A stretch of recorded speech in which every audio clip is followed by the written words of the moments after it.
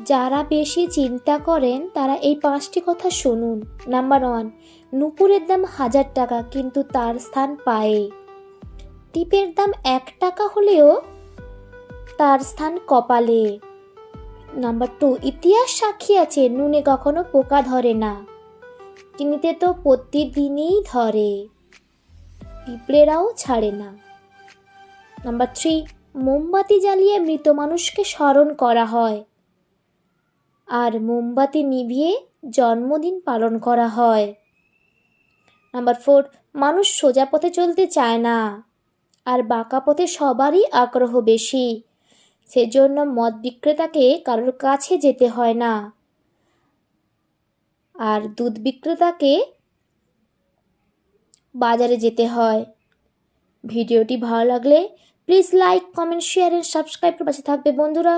ধন্যবাদ।